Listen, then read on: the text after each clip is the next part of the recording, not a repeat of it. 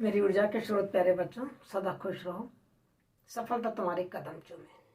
आज के वीडियो में मैं आपको पूस की रात प्रेमचंद की लिखी हुई कहानी पढ़ाने जा रही हूँ।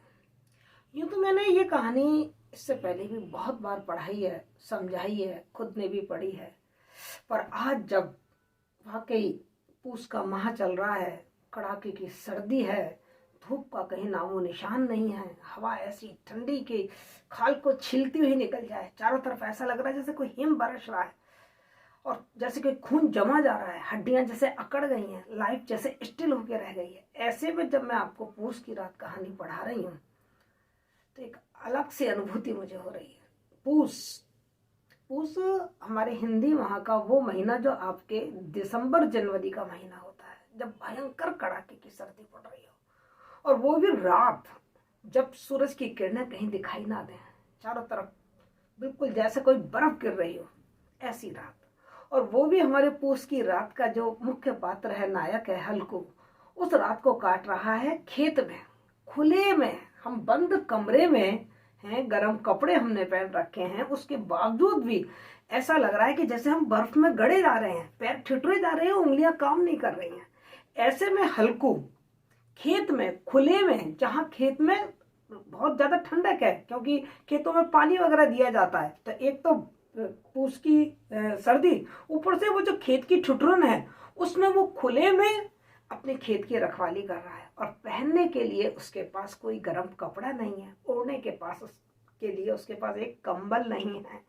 ये कहानी है पूस की रात कहानी। मैं बहक रही हूँ, वापस आती हूँ पूस की रात कहानी पर और आपको बताती हूँ कि पूस की रात कहानी प्रेमचंद की कहानी है। सबसे पहले हम प्रेमचंद का हल्का सा जीवन परिचय ले लेते हैं। 1880 में आपका जन्म बनारस के लमही में हुआ और आपके लेखन की जो यात्रा नवाब राय से शुरू हुई और प्रेमचंद तक चली, वो सारी कहानी मैं एक वीडियो में बता चुकी हूँ। आपको उस वीडियो का डिस्क्रिप्शन में जो लिंक है वो इसके डिस्क्रिप्शन में दे दूंगी। यहाँ केवल हम उनकी कहानियों के बारे में बात करेंगे। प्रेमचंद ने लगभग 300 कहानियां लिखी और उनकी ये 300 कहानियां मानसरोवर के जो 8 खंड हैं उनमें संकलित कर दी गई हैं।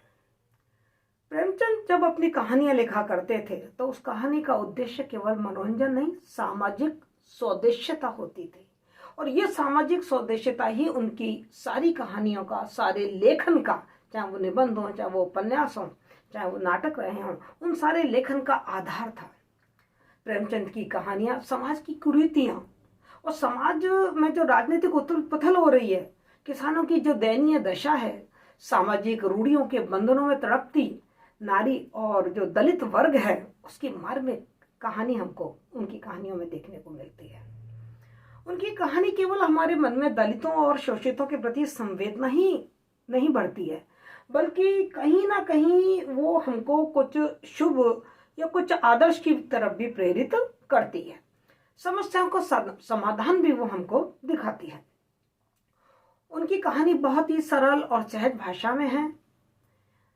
भारत के ज्यादातर ग्रामीण जीवन को चित्रित करती हुई उनकी कहानियां हैं, जो हमारे भारतीय जीवन की जो विसंगतियां हैं, उन विसंगतियों पर एक करारा व्यंग भी उन कहानियों में हमें देखने को मिलता है।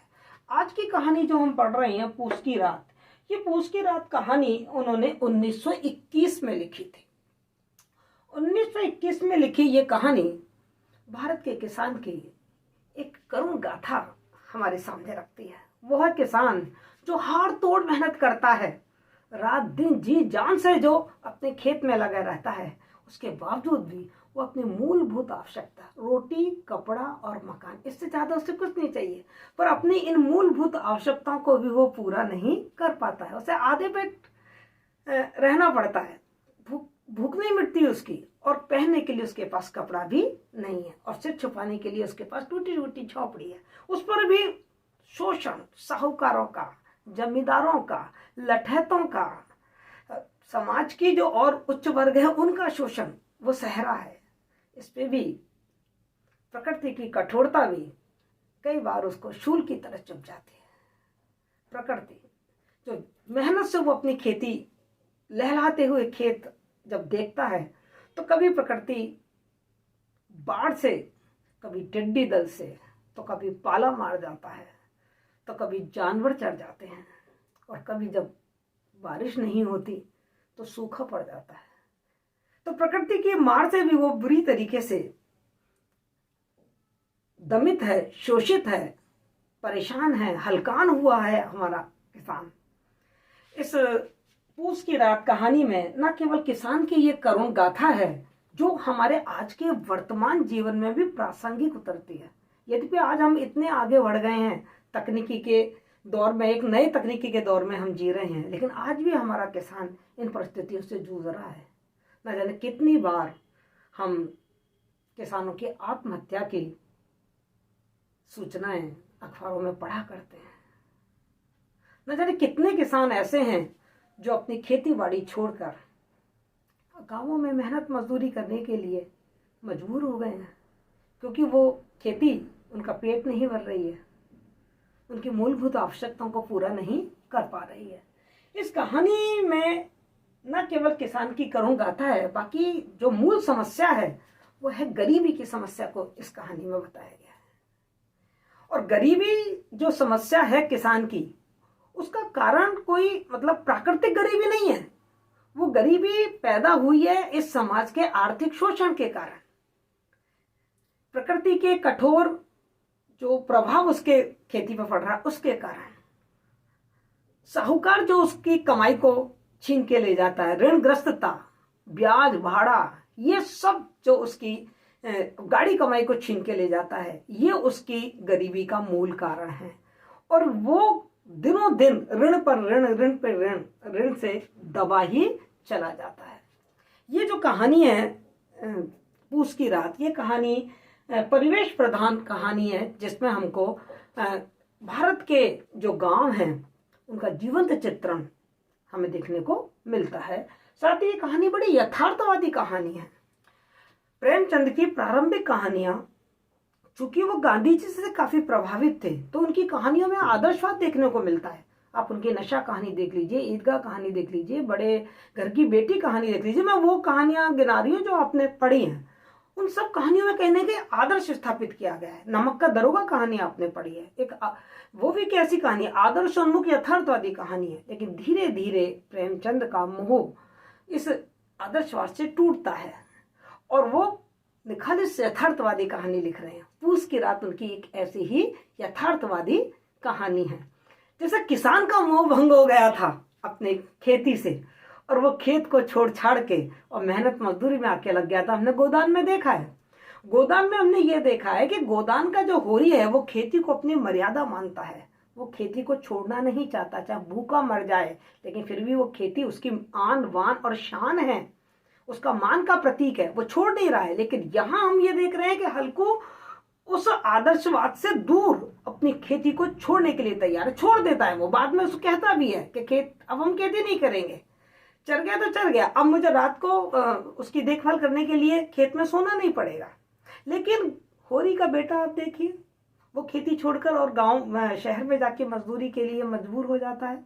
तो इस तरीके से किसानों का जो उनकी दुर्व्यवस्था है, उस दुर्व्यवस्था को दिखाना ही इस कहानी का मूल उद्देश्य है। हल्कू तो केवल एक माध्यम है, हल्कू के माध्यम से भारत के किसानों की दुर्व्यवस्था और गरीबी, उनकी ऋणग्रस्तता, उनका आर्थिक शोषण, समाज की जो व्यवस्था है, अमीरी और गरीबी में जो इतनी खाई है, और कहा भी है हल्कू ने कि हम कमाएं और मौज वो करें, इस तरीके की इस सारी व्यवस्था को दिखाना ही इस कहानी का मूल उद्देश्य है, जो हम इस कहानी को पढ़ने के बाद बहुत अच्छी तरीके से समझ पाएंगे। इस कहानी को जब मैं आपको पढ़ाऊंगी तो मैं देखती हूँ कि ये कहानी 4 भागों में बटी हुई है, तो मैं आपको ये कहानी 4 भागों में ही बांटकर पढ़ाने वाली हूँ। कहानी की शुरुआत होती है कर्जे की, ऋण की चिंता से, और कहानी का अंत होता है एक ऐसी व्यवस्था जन्य अकर्मण्यता में, जो वो लगता तो है कि समस्या का समाधान है, पर वास्तव में वो समस्या का समाधान है नहीं।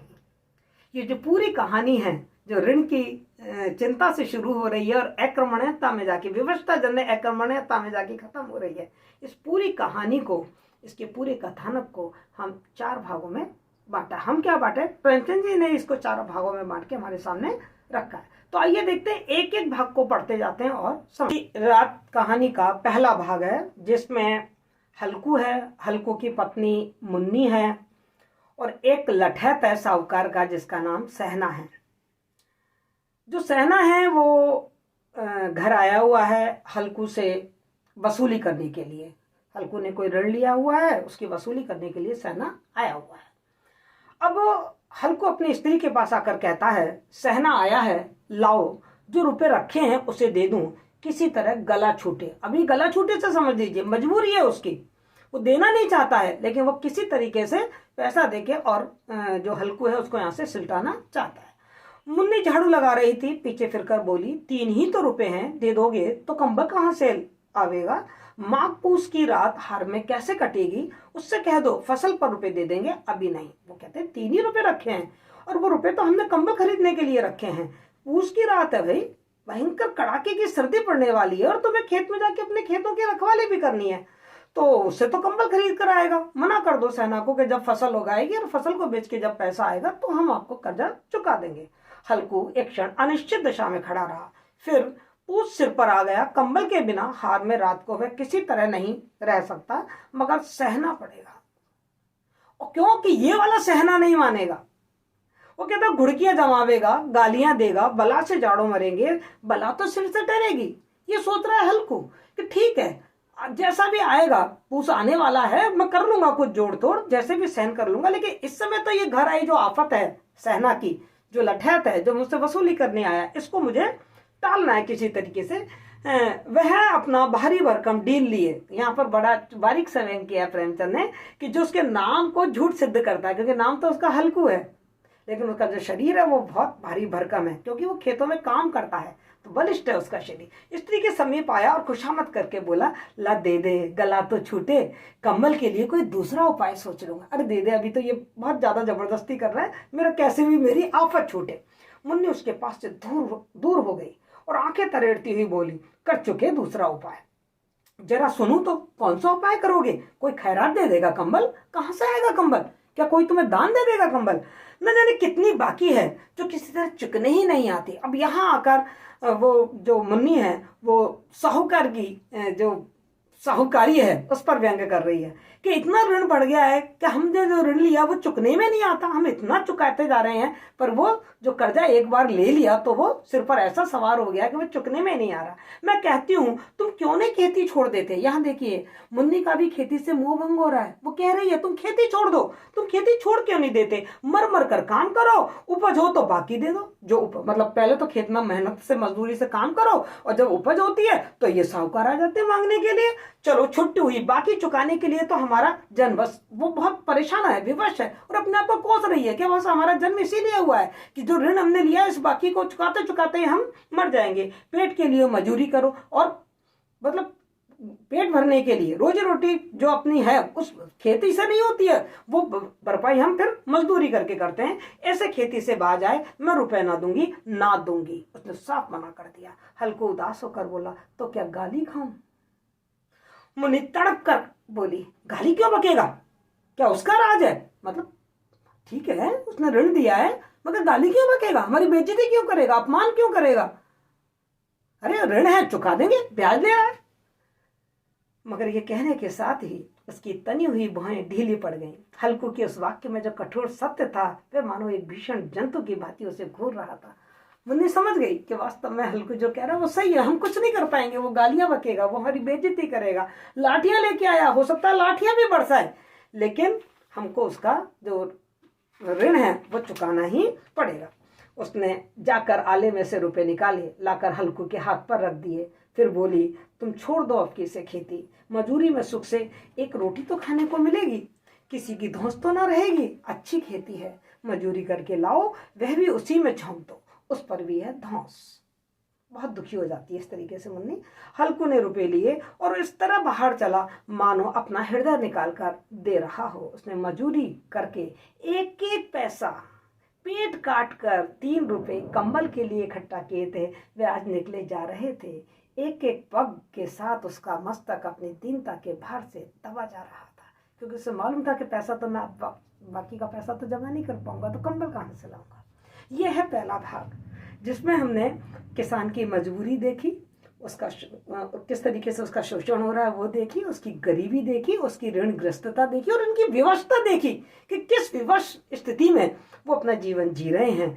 मतलब उनका खेती से कैसा मोह भंग हो रहा है कि हम खेती छोड़ दें, इससे अच्छा तो मेहनत मजदूरी करके अपना पेट भर लेंगे, कम से कम लगान तो नहीं देना पड़ेगा, कम से कम ये जो ऋण है ये तो हमारे ऊपर नहीं चढ़ता रहेगा। अब दूसरा भाग शुरू होता है और दूसरे भाग में हम देख रहे हैं कि पूस का माह आ चुका है। कंबल नहीं ले पाया, वो कंबल के लिए जो पैसे जमा किए थे वो उसने सेना को दे दिए हैं, जो उसका ऋण है उसको चुकाने के लिए। अब पूस आ चुका है और पूस की अंधेरी रात और उसे खेत में अपनी रखवाली के लिए जाना है, क्या खेतों की रखवाली करना बहुत जरूरी है वरना जानवर चढ़ जाएंगे।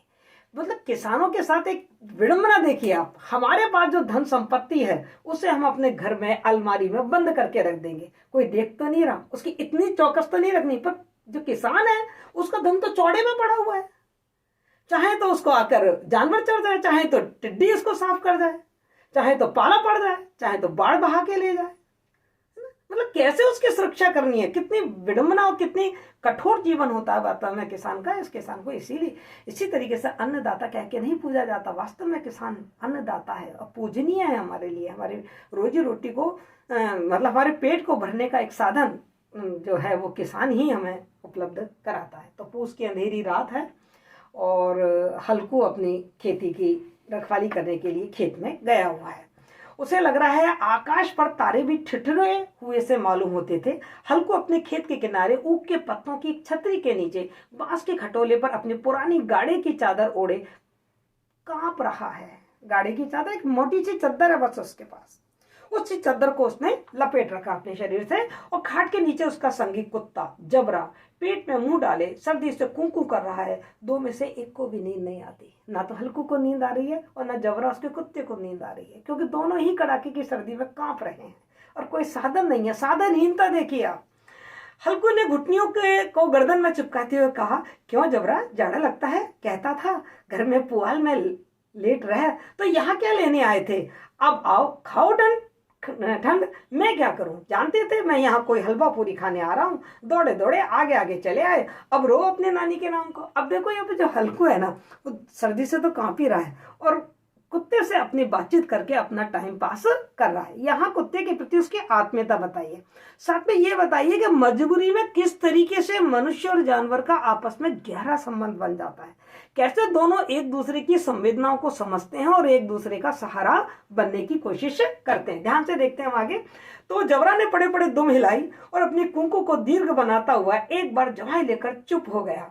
उसका स्वान बुद्धि जो दिमाग था वो ताड़ गया कि स्वामी को मेरी कुंकू से नींद नहीं आ रही। उनको लगा शायद हल्कू को नींद इसलिए नहीं आ रही क्योंकि मैं कुंकू कर रहा, तो वो चुप हो गया। हल्कू ने हाथ निकालकर जबरा की ठंडी पीठ सहलाते हुए कहा, कल से मत आना, देखिए आत्मीयता देखिए, कल से मत आना मेरे साथ, नहीं तो ठंडे हो जाओगे। यह रान पछुआ न जाने कहाँ से बर्फ लिए आ रही है, मतलब ठंडी हवा चल रही है, बर्फीली हवा चल रही है। उठूं फिर एक चिलम भर लूं, किसी तरह रात तो कटे, 8 चिलम पी चुका हूं। ये खेती का मजा है। देखो फिर उसने व्यंग कर दिया, ये है खेती का मजा, वरना मैं घर में बैठे बैठ कम से कम घर की 4 दीवारी में, घर के अंदर खुले की सर्दी तो मेरे को नहीं सहनी पड़ती। और एक भगवान ऐसे पड़े हैं यहाँ, अमीर व्यक्तियों की तरफ वो संकेत करते हुए कह रहा है, जिनके पास जाड़ा जाए तो गर्मी से घबरा कर भागे, मोटे मोटे गद्दे, लिहाफ, कंबल, मजाला जाड़े की गुजर हो जाए। तकदीर की खूबी है, मजदूरी हम करें और मजा वे लूटें। यहाँ पर जो आर्थिक विषमता है और जो शोषण की उच्च वर्ग पूंजीपति वर्ग किस तरीके से किसान और मजदूरों का शोषण कर रहा है, उस पर व्यंग किया गया है। हल्कू उठा, गड्ढे में से जरा सी आग निकालकर चिलम भरी, जबरा भी उठ बैठा। हल्कू ने चिलम पीते हुए कहा, पिएगा चिलम? झाड़ा तो क्या जाता है, हाँ जरा मन बहल जाता है। अब हल्कू को समय निकालना है, तो किस तरीके से वो अपना समय निकाल रहा है कि वो चिलम पी के अपना समय निकाल रहा है, कुत्ते से बात करके अपना समय निकाल रहा है। जबरा ने उसके मुंह की ओर प्रेम से छलकती हुई आंखों से देखा, हल्कू आज और जाड़ा खा ले, कल से मैं यहाँ पुआल बिछा दूंगा, उसी में घुसकर बैठना, तब जाड़ा ना लगेगा। मतलब खुद सर्दी से मर रहा है और अपने कुत्ते जाड़े की परवाह कर रहा है। मतलब ये वो वाली बात हो गई कि उसे महसूस हो रहा है कि कुत्ता भी, मतलब संवेदनशीलता इसमें हल्कू की संवेदनशीलता बताइए, वो महसूस कर रहा है कि कुत्ते को भी किस तरीके से सर्दी लग रही होगी। जबरा ने अगले पंजे उसकी घुटनियों पर रख दिए और उसके मुंह के पास अपना मुंह ले गया। हल्कू को अपनी गर्म सांस लगी। देखिए आप, कैसी विडंबनापूर्ण स्थिति है कि व्यक्ति को गर्माश प्राप्त करनी है हल्कू को, तो उसको गर्माश कहाँ से मिल रही है? कुत्ते की सांसों से उसको मिल रही है। चिलम पीकर हल्कू फिर लेटा, निश्चय करके लेटा कि चाहे कुछ हो अब के बाद सो जाऊंगा। पर एक ही क्षण में उसके हृदय में कंपन होने लगा। कभी इस करवट लेटता, कभी उस करवट पर। जाड़ा किसी पिशाच की भांति उसकी छाती को दबाए हुए था, यानी कि सर्दी के कारण उसको नींद नहीं आ रही थी। आप महसूस कर सकते हैं कि आज इतनी सर्दी है भयंकर, और बिना रजाई के आप सो जाइए, कैसे सो पाएंगे? नहीं सो पाएंगे। जब किसी तरह ना रहा गया तो उसने जबरा को धीरे से उठाया, उसके सिर पर हाथ से थपथपी की, गोद में सुला लिया। कुत्ते की देह से जाने की ऐसी दुर्गंध आ रही थी, पर वह उसे अपनी गोद से चिपकाए हुए ऐसा सुख अनुभव कर रहा था जो इधर महीनों से उसे ना मिला था। चाहे कुत्ता गंदा था, उसमें दुर्गंध आ रही थी, लेकिन हल्कू को वो दुर्गंध नहीं महसूस हो रही है। उस कुत्ते की गर्माहट से उसके शरीर को थोड़ी गर्मी मिल रही है। आप देख रहे हैं ना। जबरा शायद समझ रहा था कि स्वर्ग यहाँ है, क्योंकि जबरा को भी सर्दी लग रही थी, तो उसको हल्कू के शरीर की गर्मी मिल रही थी और हल्कू को कुत्ते के शरीर की गर्मी मिल रही थी। और हल्कू की पवित्र आत्मा में उस कुत्ते के प्रति घृणा की गंध तक ना थी। अपने किसी अभिन्न मित्र या भाई को भी वह इतनी तत्परता से गले लगाता, वह अपनी दीनता से आहत ना था जिसने आज उसे इस दशा में पहुंचा दिया। नहीं, इस अनोखी मैत्री ने जैसे उसकी आत्मा के सब द्वार खोल दिए थे। उसका एक एक अणु प्रकाश से चमक रहा था। सहसा जबरा ने किसी जानवर की आहट पाई। इस विशेष आत्मीयता ने उसमें एक नई स्फूर्ति पैदा कर दी। देखिए, इस समय हल्कू ने चूंकि कुत्ते को अपने गले से लगा लिया, अपनी छाती से चिपका लिया, उसे थोड़ी गर्मी दी, इतनी आत्मीयता, इतना प्रेम दिखाया, तो कुत्ते की वफादारी देखिए। वो कह रहे हैं कि इस विशेष आत्मीयता ने, जो हल्कू ने अभी दिखाई थी, उसमें उसके वफादारी का जो गुण था वो और भी ज्यादा मतलब उत्कृष्ट होकर हमारे सामने आता है। और उस हवा के ठंडे झोंकों की भी उसने बिल्कुल परवाह नहीं की। वह झपट कर उठा और छपरी के बाहर आकर भौंकने लगा। हल्कू ने उसे कई बार चुमकार कर बुलाया, पर वह उसके पास ना आया। हार में चारों तरफ दौड़ दौड़ कर भौंकता रहा। एक क्षण के लिए आ भी जाता तो फिर तुरंत उस तरफ दौड़ पड़ता। कर्तव्य उसके हृदय में अरमान की भांति उछल रहा था। क्या कर्तव्य था? कि वो भी खेती की रक्षा करेगा, और उसको ऐसा लग रहा था जैसे आसपास कुछ जानवर आ गए हैं।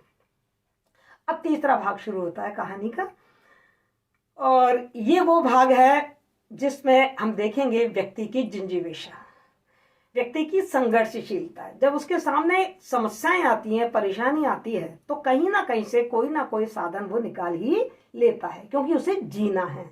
तो देखिए, हल्कू ने किस तरीके से इस ठिठुरती हुई सर्दी से बचने का क्या उपाय निकाला, देखते हैं। 1 घंटा और गुजर गया। रात ने शीत को हवा से धधकाना शुरू कर दिया, यानी कि तेज तेज ठंडी ठंडी हवा चल रही थी, तो सर्दी और ज्यादा भड़क गई। देखो, यहाँ पर थोड़ा सा विरोधाभास अलंकार है। भड़कना तो हम आग को भड़कना कहते हैं, धधकना आग को धधकना कहते हैं, पर यहाँ सर्दी और ज्यादा कड़क हो गई। हल्कू उठ बैठा, दोनों घुटनों की छाती से मिलाकर सिर को इसमें छिपा लिया। फिर भी ठंड कम ना हुई। जब हमें बहुत सर्दी लगती है तो हम क्या करते हैं? अपने शरीर को सिकोड़ लेते हैं, लेकिन फिर भी सर्दी कम ना हुई। ऐसा जान पड़ता था सारा रक्त जम गया है। धमनियों में रक्त की जगह हिम बह रहा था। उस हिम मतलब बर्फ, ऐसा लग रहा था कि जैसे बर्फ बह रही हो। उसने झुककर आकाश की ओर देखा कि अभी कितनी रात बाकी है, कितनी देर तक मुझे सर्दी में ठिठुरना पड़ेगा। उसने देखा कि सप्तऋषि भी आकाश में आधे भी नहीं चढ़े हैं, ऊपर आ जाएंगे तब कहीं जाकर सवेरा होगा।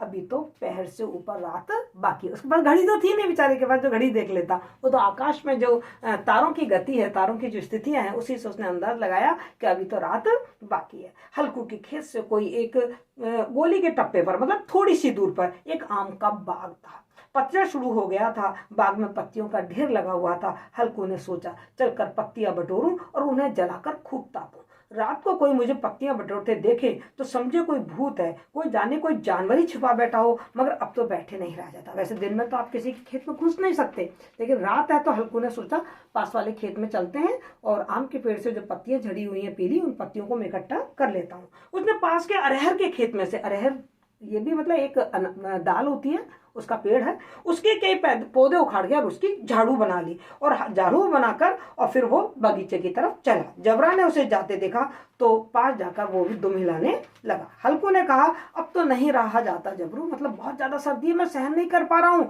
अब मुझे ये काम करना ही पड़ेगा, बगल वाले के बगीचे में जाना पड़ेगा और वो पत्तियां इकट्ठी करके और मुझे आग जलानी पड़ेगी। चलो बगीचे में पत्तियां बटोर कर तापे, टाटे हो जाएंगे तो फिर आकर सोएंगे। टाटे हो जाएंगे मतलब थोड़े से गर्म हो जाएंगे, थोड़ी भड़कन आ जाएगी, तब कहीं जाकर नींद आएगी और तब आकर सो जाएंगे। अभी तो बहुत रात बाकी है, पूरी रात इस तरह सर्दी में नहीं काटी जा सकती। जबरा ने कूकू करके सहमति प्रकट की और आगे बगीचे की ओर चल पड़ा। बगीचे में खूब अंधेरा छाया हुआ था। अंधकार में निर्दय पवन पत्तियों को कुचलता हुआ चला जाता था। निर्दय पवन मतलब वो बिल्कुल भी दया नहीं कर रहा था, बहुत ठंडी हवा चल रही थी जो किसी पे दया नहीं कर रही थी और वो बह रही थी जिससे पत्ते भी उड़ रहे थे। वृक्षों से ओस की बूंदें टप टप नीचे टपक रही थी, मतलब एक तो सर्दी ऊपर से ओस गिर रही थी। अब आप सोच सकते हैं कि सर्दी का क्या नजारा उस समय रहा होगा। एकाएक एक झोंका मेहंदी के फूलों की खुशबू लिए हुए आया। हल्कू ने कहा, कैसी अच्छी महक आई जबरू, तुम्हारी नाक में भी कुछ सुगंध आ रही है। जबरा को कहीं जमीन पर एक हड्डी मिल गई थी, वो उसे चिचोड़ रहा था। हल्कू ने आग जमीन पर रख दी और पत्तियां बटोरने लगा। जरा देर में पत्तियों का एक ढेर लग गया, हाथ ठिठुरे जाते थे, नंगे पांव गले जाते थे और वह पत्तियों का पहाड़ खड़ा कर रहा था। इसी अलाव में वह ठंड को जलाकर भस्म कर देगा, ये उसने सोच लिया था कि इतनी जो सर्दी मुझे लग रही है मैं अलाव जलाऊंगा। थोड़ी देर में अलाव जल उठा। उसकी लौ ऊपर वाले वृक्ष की पत्तियों को छू छू कर भागने लगी। उस अस्थिर प्रकाश में बगीचे के विशाल वृक्ष ऐसे मालूम होते थे मानो उस अथाह अंधकार को अपने सिरों पर संभाले हुए हों। अंधकार के उस अनंत सागर में वह प्रकाश एक नौका के समान हिलता मचलता हुआ जान पड़ा। मतलब चारों तरफ अंधकार था पर वो जो पत्तियां जल उठी थी यहाँ पर नौका के समान क्यों है, क्योंकि हल्कू को भी सर्दी से बचने का मात्र एक यही सहारा दिखाई दिया। हल्कू अलाव के सामने बैठा आग ताप रहा था। एक क्षण में उसने दोहर उतारकर बगल में दबा ली, दोनों पांव फैला दिए मानो ठंड को ललकार रहा हो। तेरे जो जी में आए सो कर ले। ठंड की असीम शक्ति पर विजय पाकर वह विजय गर्व को अपने हृदय में छिपाना सका। मैंने भी आपको बताया ना कि इंसान जब बहुत मुश्किलों में होता है तो वो कोई ना कोई तरीका निकाल ही लेता है और उन समस्याओं पर जीत हासिल कर लेता है। यहाँ पे हल्कू ने भी जीत हासिल कर ली है। उसने जबरा से कहा, क्यों जब्बर, अब ठंड नहीं लग रही है? जब्बर के कूकू करके मानो कहा, अब क्या ठंड लगती रहेगी, अब तो अलाव जल गया भाई, पहले से उपाय ना सूझा, नहीं इतनी ठंड क्यों खाते? जब्बर ने पूंछ हिलाई। अच्छा आओ अब देखो दोनों का कम्युनिकेशन देखो, जब्बर है वो बिल्कुल इशारे कर रहा है और हल्कू का एकलाप है, वो अपने आप ही अपनी अपनी बात करता जा रहा है और उसका जो संबोधन है वो जब्बू से है, जबरा से है और जबरा अपने संकेतों से उसको जवाब देता जा रहा है। अच्छा आओ इस अलाव को कूद कर पार करें, देखिए कौन निकल जाता है। अगर जल गए बच्चा तो मैं दवा ना करूंगा। अब देखिए उसके शरीर में ऊर्जा आ गई है, शक्ति आ गई है हल्कू की, तो वो भी थोड़ा मनोरंजन के मूड में आ गया है, मस्ती के मूड में आ गया है। जब्बर ने उस अग्नि राशि की ओर कातर नेत्रों से देखा। मुन्नी से कल कहना देना, नहीं लड़ाई करेगी, ये कहता हुआ उछला और उस अलाव के ऊपर से सांप निकल गया। पैरों में जरा लपट लगी पर वह कोई बात ना थी। जबरा आग के गिर्द घूमकर उसके पास आ खड़ा हुआ। हल्कू ने कहा, चलो चलो इसकी सही नहीं, ऊपर से कूद कर आओ। फिर कूदा और अलाव के पार आ गया। इस तरीके से मतलब ये वाली जो बात है वो ये दर्शा रही है कि गर्मी पाकर हल्कू का मन कितना ऊर्जावान हो गया था। वास्तव में हल्कू आलसी नहीं है, अकर्मण्य नहीं है, उसमें ऊर्जा है, उसमें गतिशीलता है, लेकिन सर्दी ने उसको जकड़ रखा था। अब देखिए कहानी का चौथा भाग शुरू होता है जो हमें बिल्कुल करुणा में डुबो देगा। अब पत्तियां जल चुकी हैं, बगीचे में फिर अंधेरा हो गया है। राख के नीचे कुछ आग बाकी थी जो हवा का झोंका आ जाने पर जरा सी जाग जाती थी, यानी कि सुलग जाती थी, पर एक क्षण में फिर आंखें बंद कर लेती थी। आंखें बंद कर लेती थी मतलब फिर राख सामने आ जाती थी और जो आग थी वो अंदर ही दबी रह जाती थी। हल्कू ने फिर चादर ओढ़ ली, गर्म राख के पास बैठा हुआ गीत गुनगुनाने लगा था, क्योंकि अब उसके शरीर में गर्मी आ गई थी, उसके बदन में गर्मी आ गई थी, पर जो जो शीत बढ़ती जाती थी उससे आलस से दवाई लेता था। अब देखो उसके शरीर गर्म तो हो ही गया था और रात बीती रही थी, नींद आंखों में भारी हो रही थी, तो उसमें बहुत आलस आ रहा था। अब उसको नींद आ रही थी, क्योंकि जब तो सर्दी के कारण नींद नहीं आ रही थी, अब शरीर थोड़ा गर्म आ गया तो उसे नींद ने थोड़ा आलसी बना दिया। जबरा जोर से भौंककर खेत की ओर भागा। हल्कू को भी ऐसा मालूम हुआ कि जानवरों का एक झुंड उसके खेत में आया है। शायद नील गायों का झुंड था। उनके कूदने दौड़ने की आवाजें साफ साफ कान में आ रही थी। फिर ऐसा मालूम हुआ कि वह खेत में चल रही हैं। उनकी चबाने की आवाज चढ़ चढ़ सुनाई देती थी। उसने दिल में कहा, नहीं नहीं, अब देखिए, चूंकि वो गर्मी को नहीं छोड़ना चाहता, बड़ी मुश्किल से उसका शरीर गर्म हुआ है और वो इस सुख की अनुभूति को छोड़ना नहीं चाहता है, क्योंकि वो कड़ाके की सर्दी को सहन कर चुका है, उसकी भयंकरता को उसने सहा है। तो वो अपने मन को समझा रहा है, नहीं, जबरा के होते कोई जानवर खेत में कैसे आ सकता है, नोच ना डाले, मुझे भ्रम हो रहा है, कहाँ, अब तो कुछ नहीं सुनाई देता, मुझे भी कैसा धोखा हुआ। मतलब उसने अपने मन को किस तरीके से भरमा लिया। उसने जोर से आवाज लगाई, जबरा जबरा। जबरा भौंक रहा था, उसके पास ना आया। फिर खेत के चले जाने की आहट फिर मिली उसे, जब अब वह अपने को धोखा ना दे सका। उसे अपनी जगह से हिलना जहर लग रहा था। क्यों? क्योंकि वहां पे राख का ढेर था और राख के ढेर में अभी भी थोड़ी थोड़ी सी अग्नि थी जो कि शरीर को गर्मी दे रही थी। कैसा दंदाया हुआ बैठा है वो यहाँ पर। इस जाड़े पाले में खेत में जाना, जानवरों के पीछे दौड़ना उसे असह्य जान पड़ा और वह अपनी जगह से बिल्कुल नहीं हिला। अकमण हो गया, जड़ वहीं जकड़ गया। उसने जोर से आवाज लगाई, हिलो हिलो हिलो। अपने आप को मोटिवेट कर रहा है कि कैसे भी हिलो, मेरा काम है, मैं खेत की रखवाली करने के लिए आया हूँ, मुझे हिलना चाहिए। शायद चरने की आवाज आ रही है, नील गायें आ गई हैं खेत में, मुझे जाना चाहिए। लेकिन वो जरा भी हिल नहीं पाया। जबरा फिर भौंक रहा था। जानवर खेत चल रहे थे, फसल तैयार है, कैसी अच्छी खेती है, पर ये दुष्ट जानवर उसका सर्वनाश किए जाते हैं, ये उसके मन में भाव आ रहे हैं, पर वो हिल नहीं पा रहा है। हल्कू पक्का इरादा करके फिर उठा। 2 दिन कदम चला भी, पर एकाएक हवा का एक ऐसा ठंडा चुभने वाला और बिच्छू के डंक का सा झोंका लगा कि फिर वह बुझते हुए अलाव के पास जाकर बैठ गया और राख को कुरेद कर अपनी ठंडी देह को गरमाने लगा। जबरा अपना गड़ा फाड़े डालता था, यानी कि बहुत भौंक रहा था। नील गाय खेत को सफाया किए डालती थी, यानी कि नील गाय खेत में घुस चुकी थी और वो खेत को खा रही थी। और हल्कू गर्भ राख के पास शांत बैठा हुआ था। अकर्मण्यता ने रस्सियों की भांति उसे चारों तरफ से जकड़ रखा था। अब आप बताइए, यहाँ हल्कू अकर्मण्य हो गया है, हम भी देख रहे हैं, लेकिन उसकी अकर्मण्यता कितनी विवशता जन्य है।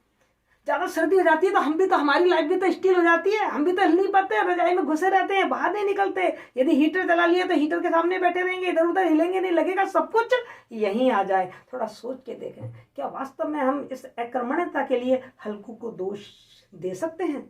उसी राख के पास गर्म जमीन पर वह चादर ओढ़कर सो गया और उसे नींद आ गई, क्योंकि उसका शरीर गर्म हो चुका था, पास में गर्म राख थी, तो और उसे अब उस चादर से ही उसका काम चल गया, उसको नींद आ गई।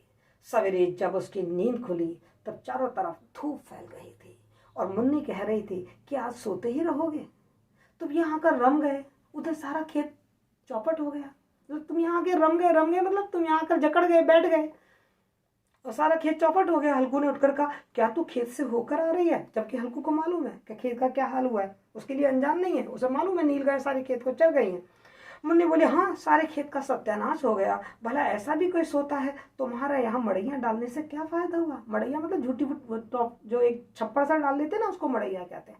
ये इसलिए डाली थी कि तुम यहाँ खेत की रखवाली करोगे, ये खेत की रखवाली कर रहे हो, तुम खेत को छोड़ के तुम बगल वाले खेत में आकर सो गए हो और ऐसी गहरी नींद सो गए हो। हल्कू ने बहाना किया, अरे मैं मरते मरते बचा, तुझे अपने खेत की पड़ी है, पेट में ऐसा दर्द हुआ कि मैं ही जानता हूं। अब वो बहाना लगा रहा है, कैसे भी लड़ाई से बच जाऊंगा। दोनों फिर खेत की डांड पर आ गए, यानी कि खेत की बाउंड्री पर आ गए। देखा सारा खेत रौंदा हुआ पड़ा है और जबरा मड़िया के नीचे चित्त लेटा है, क्योंकि वो भी हार गया, वो नील गायों को बचा नहीं पाया। चित्त लेटा मतलब हार गया, मानो प्राण ही ना हो, क्योंकि वो अपने कर्तव्य को पूरा नहीं कर पाया।